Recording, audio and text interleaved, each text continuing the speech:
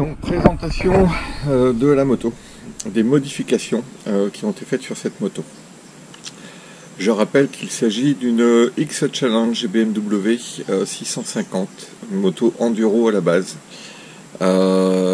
qui fait normalement en ordre de marche 148 kg. Je l'ai considérablement alourdi, mais ça reste malgré tout une moto légère par rapport à ce qu'on peut trouver sur le marché. On va passer en revue ensemble toutes les modifications, au moins les plus importantes, qui ont été faites sur cette moto. Donc première modif qui est la plus visible, carénage Touratech, qui n'a rien à voir avec l'origine, avec deux phares halogènes qui sont plutôt très puissants. Je les ai essayés. J'ai eu une petite difficulté avec ce carénage du fait que j'ai fait abaisser la moto, ce qui a entraîné une série de cascades, une série de conséquences en cascade. Elle a été abaissée de 5 cm puisqu'elle est très très haute, c'est une moto enduro. Et en voyage, c'est quand même important de pouvoir avoir les deux pieds par terre. Donc première modification, première conséquence, c'est que les phares étaient réglés trop haut et que pour les abaisser, il a fallu couper un petit peu le carénage sur le bas, plus d'autres petites modifs. À droite à gauche, on a abaissé légèrement ce carénage ici et on a joué aussi là sur les fourches de façon à abaisser l'avant. Donc normalement maintenant c'est bon. Autre modif ici, des chaussettes. Alors les ressorts de fourche ont été changés. Les joints-spies sont protégés par des chaussettes en néoprène. Ce qui évite que la latérique n'use trop rapidement les joints spies de fourche. La latérique est extrêmement agressive.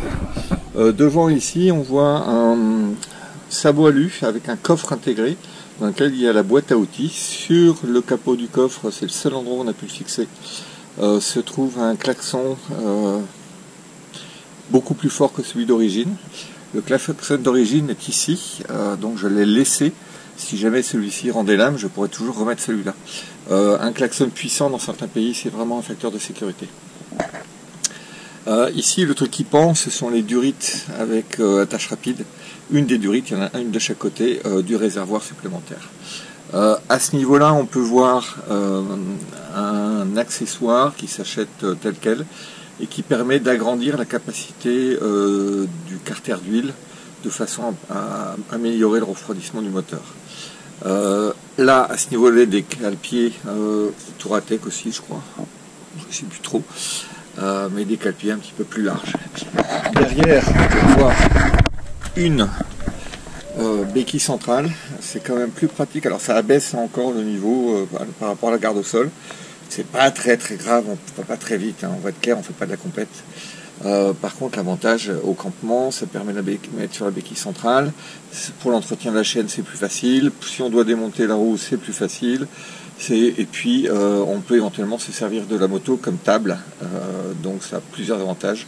Autre avantage, si les gamins montent dessus, elle est plus stable. La boucle arrière a été refaite par Bruno Voigt en acier.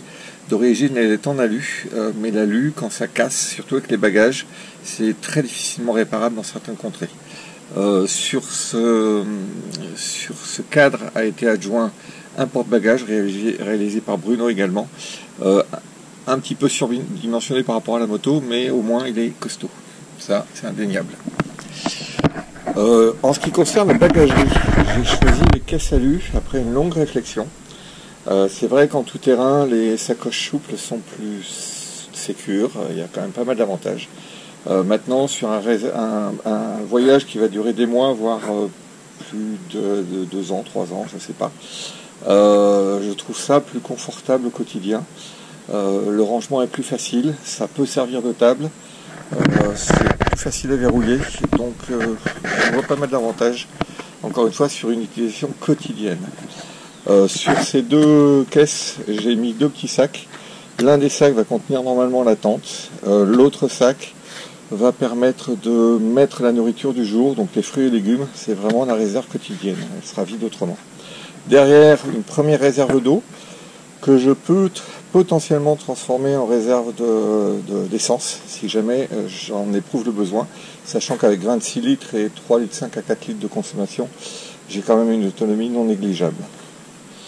On continue. Derrière, un peu caché, une hache.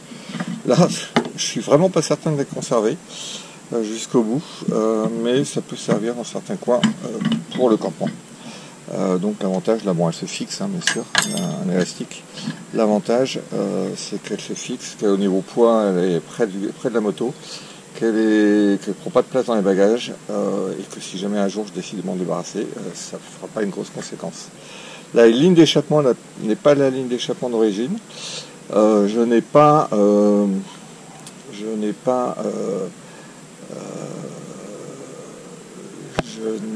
fait ce changement, j'ai acheté la moto telle quelle. Par contre, ce que j'ai fait, c'est que j'ai changé, normalement le clignotant est ici, vous voyez, il est en face de celui-là, mais ça le trouvait juste à la sortie, je n'aimais pas, donc j'ai fait abaisser ce petit clignotant. Derrière, un deuxième porte-bidon, alors ça c'est plus pour des bonbonnes style WD-40 et autres, graisse de filtre à air, mousse. Donc ça se fixera ici. Normalement c'est prévu pour 2, je l'ai allongé de façon à pouvoir mettre 3. La réserve d'eau principale qui est ici, donc c'est Rotopax, enfin ex-Rotopax, maintenant ça a changé de nom. J'ai beaucoup hésité sur l'emplacement. On pouvait également imaginer les mettre, ce qui a été fait par certaines personnes, sous les caisses. Ça a le gros avantage que le centre de gravité est très bas. Par contre, encore une fois, j'ai privilégié l'utilisation quotidienne, et c'est-à-dire pouvoir mettre de l'eau facilement, l'enlever facilement, protéger de la boue. Et là, j'ai préféré que ça soit sur le côté. Je continue ici. Alors, à ce niveau-là, j'ai un petit coupe-circuit. Donc, si je l'enlève, ça coupe toute consommation de courant des accessoires. Donc, pour les remettre, leurs accessoires en particulier, les prises USB et allume-cigare, j'en ai 2, je le montrerai tout à l'heure.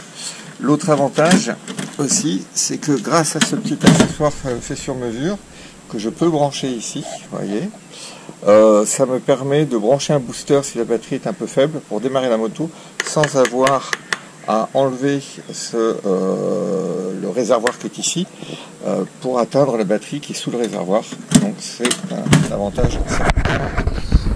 Je vais descendre un petit peu. Donc l'amortisseur qui n'est pas l'amortisseur d'origine, renforcé également. Ça a été un petit peu sioux pour trouver l'emplacement où fixer cette petite bonbonne. Ici on a le câble d'embrayage qui a été doublé. Donc l'origine est fixée, et j'ai un œuf qui est en parallèle, qui est prémonté. Donc si jamais le premier casse, en quelques minutes, je peux remettre le nouveau. Je vais sans doute le protéger un peu mieux contre la poussière avant de partir avec du scotch, mais en gros ça sera comme ça. Là la béquille, cette béquille du fait latérale, du fait que la moto a été rabaissée, il a fallu la raccourcir de 5 cm. Donc avec soudure alu à ce niveau-là. Voilà. Je vais passer en haut la platine de commande. Alors le guidon était légèrement rehaussé, donc il y a une rehausse. Je vais fixer sans doute ici une petite sacoche guidon pour mettre des chiffons, pour nettoyer, etc. Là la platine de direction, support Garmin, support téléphone. Ici de chaque côté 2 prises USB pour alimenter les 2 du dessus. Un bouton ici qui me permet de couper le phare avant, à la fois pour économiser la batterie, l'alternateur en hors de marche, et puis également sur piste, comme on va rouler à 2 et parfois du fait de la poussière à longue distance, le fait d'allumer le phare permet de donner un signal à l'autre de dire qu'il doit nous attendre. C'est-à-dire qu'en clair, c'est une convention, si jamais celui qui est derrière allume le phare, l'autre doit s'arrêter et l'attendre. Voilà, je pense avoir fait le tour de toute la moto. Je pense avoir fait le tour.